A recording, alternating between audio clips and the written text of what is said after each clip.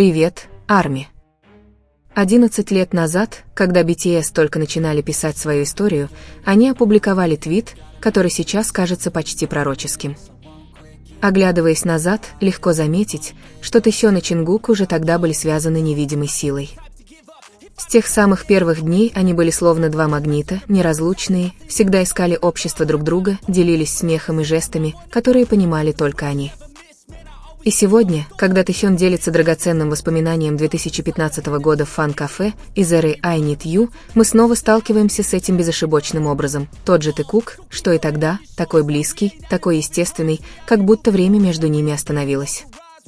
Сначала они были как лучшие друзья, вместе шалили, понимали друг друга без слов, но постепенно эта дружба переросла в нечто более крепкое, нечто более глубокое. Они медленно, так тихо и уверенно влюбились друг в друга, что даже не объявляли об этом вслух. Они показывали это взглядами, жестами, заботой друг о друге.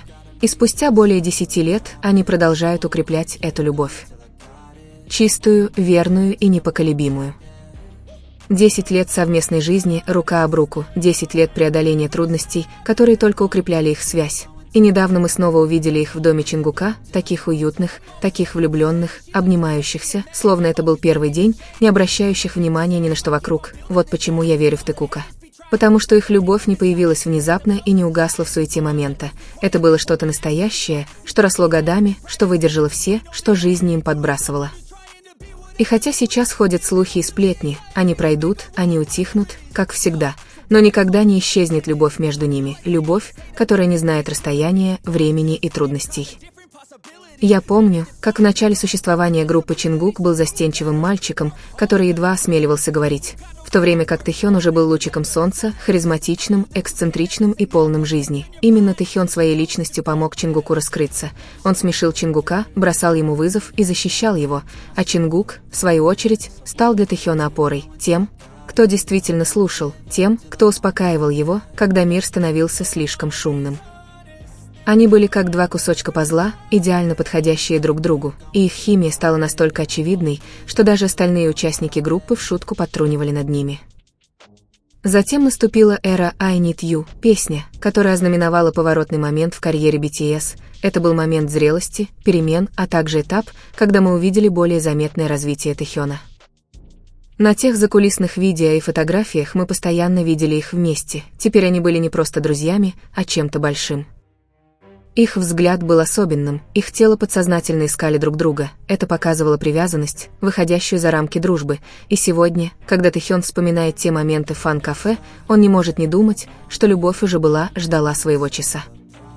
Тот первый прямой эфир BTS никто не забудет легко. Это был первый раз за долгое время, когда мы увидели Тэхёна и Чингука, сидящих рядом, неразлучных ни на секунду. Энергия между ними была настолько сильной, что ее можно было разрезать ножом. Они были так влюблены, так поглощены друг другом. Казалось, они изо всех сил боролись, чтобы не переступить черту прямо здесь. На глазах у всех. Их глаза не могли лгать. Каждый раз, когда они смотрели друг на друга, в их взгляде было что-то большее, что-то, что кричало «Я люблю тебя» без единого слова. Их язык тела был как открытая книга. Их руки беспокойно теребили друг друга, пальцы искали повод прикоснуться. На лицах появлялись легкие улыбки, когда они думали, что никто не видит. Они были так очарованы друг другом, что воздух вокруг них словно наэлектризовался. Казалось, любовь между ними была настолько сильна, что даже время остановилось. Самое замечательное было то, что эта прямая трансляция не была запланирована или постановочной. Она состоялась как раз тогда, когда их графики совпали после долгого перерыва из-за работы и обязательств. Они уже закончили съемки всего, что было запланировано компанией, поэтому наконец-то могли быть самими собой, без сценария или камер, указывающих им, как себя вести, и в тот момент они позволили себе расслабиться. Чингук не мог не быть самим собой. Его руки интуитивно, почти не задумываясь, потянулись к Тэхёну, но остановились в самый последний момент, словно он вдруг вспомнил, что это прямая трансляция. Но он не смог долго сдерживаться. Мгновение спустя он не смог устоять перед искушением, и его пальцы скользнули вниз по шее Тэхёна. Быстрое, но многозначительное прикосновение. А затем, когда мы меньше всего этого ожидали, наступил момент, который многие из нас помнят как эпический. Чингук изучал живот Тэхёна, его руки не просто касались, они исследовали его, словно он хотел все это запомнить. Тэхён, со своей стороны, не сдерживался, его пальцы нежно ласкали руку Чингука, выражая все, руки, которые говорили без слов, это показывало. Как сильно они хотели друг друга, как сильно любили друг друга. Как будто мир исчез, и остались только они двое, погруженные в свой собственный эмоциональный мир. Но больше всего меня тронул взгляд Тэхёна, когда он смотрел на Чингука. В нем была нежность, восхищение, которое невозможно было подделать, и в этом прямом эфире был момент, когда их взгляды встретились, и казалось, будто они заключили молчаливый договор: после этого останемся только ты и я. Это легкое рукопожатие, это едва заметная улыбка, это было подтверждением того, что их любовь выходит за рамки камер и фанатов. Она была настоящей, она была глубокой, и они не могли ее скрыть, даже если бы попытались. Так что да, этот прямой эфир был культовым, не только из-за музыки или фанатов, но это было доказательством того, что Тэкук — это гораздо больше, чем просто обычная пара. Это была настоящая история любви, история двух людей, которые не смогли устоять друг перед другом, даже несмотря на то, что весь мир наблюдал за ними. И это, друзья мои, повод для радости. В том, как Тэхён и Чингук находились в одном пространстве, было что-то такое, что преображало все вокруг. Это была не просто физическая близость, энергия, которая исходит от них, своего рода магнитное поле, которое связывает их вместе и в то же время тонко отделяет от внешнего мира. Тем, кто внимательно наблюдает, ясно, что их отношения работают на другой частоте. У Чингука, например, есть взгляд, который он бросает только на Тэхёна. Он отличается от взгляда любого другого человека. Взгляд, наполненный преданностью, любовью и нежностью, который, кажется, говорит: «Я здесь, с тобой, всегда». А Тэхён, с другой стороны, отвечает спокойствием, которое может дать только он.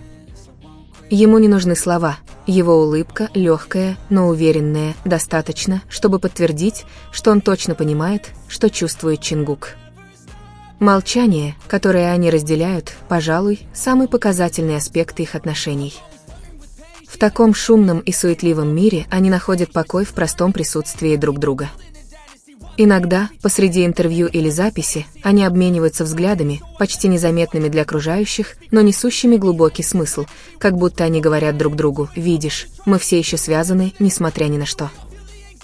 И это доверие, уверенность в том, что они построили, вот что сделало их связь такой крепкой. Им не нужно было постоянно это доказывать, потому что они знали, что она есть, скрыта, ждет подходящего момента, чтобы снова засиять. Однако со временем Тэхён и Чингук стали более скрытными, мы не так часто видели их вместе на публике, и они не так часто делили моменты, как раньше, но это не означало, что что-то сломалось. Те, кто следил за их путем на протяжении многих лет, знали, связь все еще была. Крепкие и настоящие. Иногда самые крепкие отношения не нуждаются в публичности. Они живут в тишине, в многозначительных взглядах, в маленьких жестах, которые понимают только они. Отсутствие постоянных проявлений привязанности не изменило того, что они построили. На самом деле, возможно, этот тактичный жест был свидетельством зрелости их связи. Им больше не нужно было показывать миру свои чувства, потому что они уже знали их, и этого было более чем достаточно.